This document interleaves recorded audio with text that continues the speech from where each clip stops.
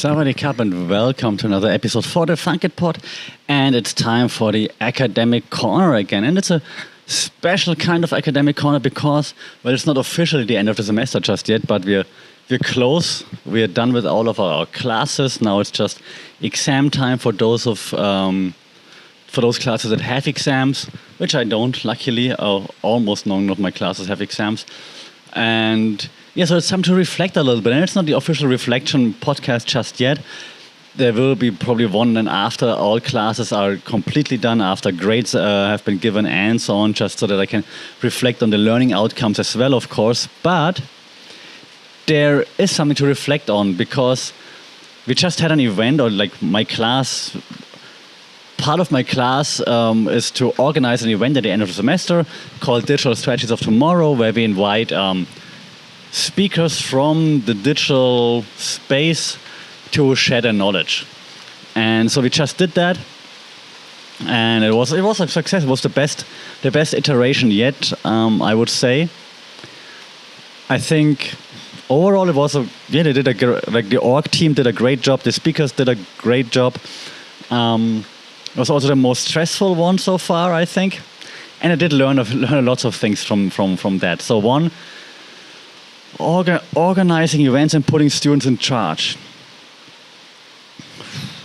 I think that's the way to do it because students will learn a lot. Students will make connections. Of course, I helped. Like I did reach out to the speakers. I used my name and my connections to get to the speakers because the students wanted to invite like influencers and so on, which I think, well, what would our audience get from that? So I had to take the steering wheel in this regard. And of course, I had to tell the students, like, we have to do this, we have to do that, we have to do like a content calendar, for example. We have to schedule content. We have to reach out to the speakers. We have to write invitation letters. We have to do this and we have to do that. So I had to tell them a lot of what to do, which is fair because they've never done it before, so that's all right. But then eventually, come event day, it was actually great to see like how they prepared everything and what they prepared. They prepared a lot, and it worked all very, very smoothly on event day. On the lead up, it was not.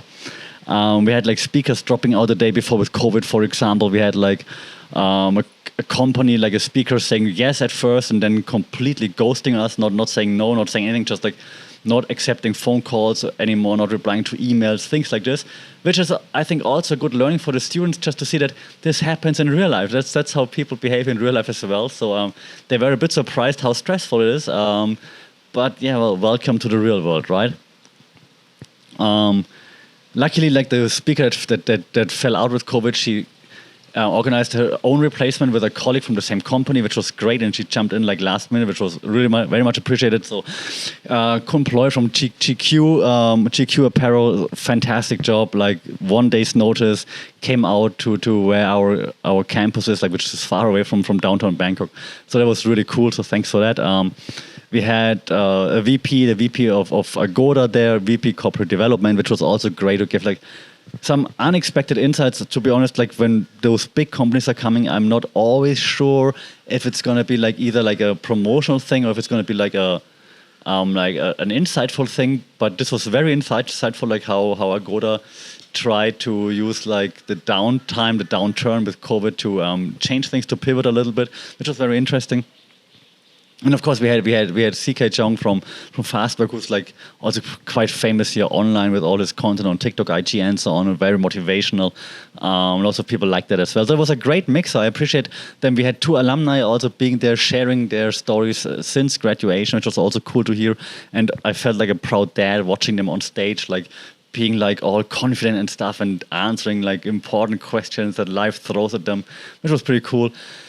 So it was all awesome, right? So overall, it was great. The one thing that was a bit disappointing was just that, well, my direct colleagues came, which is appreciated. So thank you guys for coming. The colleagues I work with the closest, but nobody else came from like the higher ups of our faculty and so on, which was a bit. It's also difficult timing. On the same day, we had like the anniversary of our faculty, but it would have been nice if someone would have just popped in and said like, "Hey, I'm this and that, how's it going?" And that would have been cool, I think, but maybe it's a communication / scheduling issue that we can solve next time around. Other than that, everything was awesome. So there's nothing much to complain or anything about. I think the biggest takeaway was really like putting students in charge. It's very frustrating. It's we had so many late night sessions where we talked like at I don't know 11 p.m. midnight and so on, just to get things done for the next day, to have the right posts ready, to have the right wording ready. Which I think I would have loved if that would have been like better organized, but then also seeing that, of course, students have never done that, and you can't really expect too much common sense in this regard if you've never done it. I gotta say, overall, they did a great job that bringing it all together in the end. So props to also the student org team there. In the end, it didn't look like it in the beginning, but in the end, you did a good job. So that was very nice. The big learning for me, right? Or not, I mean, I've known it before. It just always hits me still.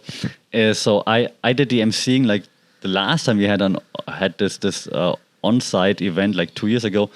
We had an MC. I invited an MC there, and I didn't invite him because I don't like him anymore or anything like that. It was just like, it's easier to not handle like too many people coming in even from out of town. Like our last MC had to come in from out of town back then, so it was just easier to handle it that way. Plus, also cheaper for us, unfortunately. But being on stage for 3 hours and entertaining and filling the time in between and introducing everybody and so on, trying to find ways to introduce people so that they're happy, but also make the audience laugh at the same time or smile or pardon me, anticipate something, and then also moderating the panel at the end. So lots of mic time. And while I'm used to talking on the mic in class, of course, pardon me, you can already see that my voice is going.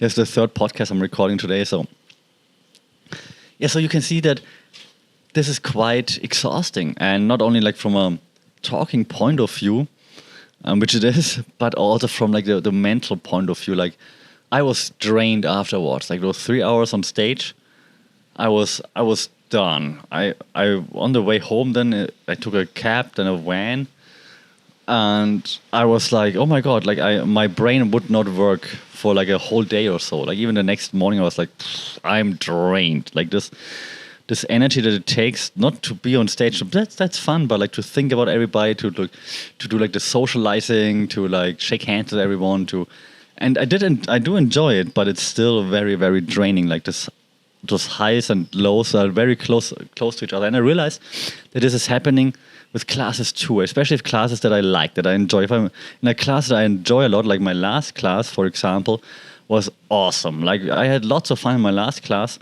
and I think students too.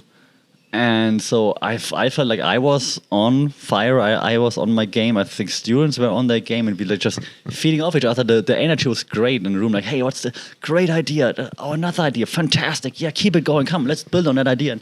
And so on, which is great energy in the moment. But as soon as the class ends, and as soon as you leave the stage, or in this case, right, there's such a huge drop off. I had to compensate with fast food, to be honest. I was like, I don't know what I'm doing right now. Let me eat whatever. I'm hungry now. Let me eat something. And that was just very interesting. So now I wonder ways to decompress. And I've heard this from people that are more in the limelight, that it's a thing. Pardon me again. Okay, we'll keep this short now that my voice is leaving. It's going. But so I heard this from like stand-up comedians, for example, that they feel this. But I do realize that I felt it many a times, and now it's just like even more I don't know, tangible for me, because it just happened recently. Like once I'm off stage, basically, like this decompressing is really difficult. And maybe it's because in my normal life I'm quite introverted and I'm not running around like I don't know, talking to just everybody. I'm a very quiet person, but when I'm in the classroom, I'm not. I'm the opposite. I'm like very outgoing. Lots of movement, lots of body language, and so on. Lots of performing. Maybe that's why it's so draining. Not that I don't like it, right? But maybe that's just why when I have to hit the switch, that this is so draining. So I'm really, really curious to hear how others see this. So how do you decompress after classes? How do you after events, after semester? How do you decompress? How do you handle that? How do you get into the right mindset? Or am I doing something wrong? Because you don't need to get in any mindset. Just go there, just deliver your stuff, go home. I don't need to switch gears or anything. But let me know what you're doing. I'm really curious to hear. Like, do you have like a normal life persona versus a teaching or on stage persona? And how do you handle those things, so the differences? I'm really, really curious to hear that. Shout out either social media at funkitpod, email funkitpod@gmail.com, or just leave comments wherever you see this, listening to this. Don't forget to like, share, subscribe, or rate this podcast if possible, so more of us can find each other, talk to each other. That would be cool. As always, I leave the podcast with the promise that guests will come soon, because now the end of semester is within reach, and then we will hopefully have time to talk to each other. So hopefully guests will come soon. Until then, as always, stay safe, take care, don't give too many A's, and we'll talk soon. Sawadee Kap.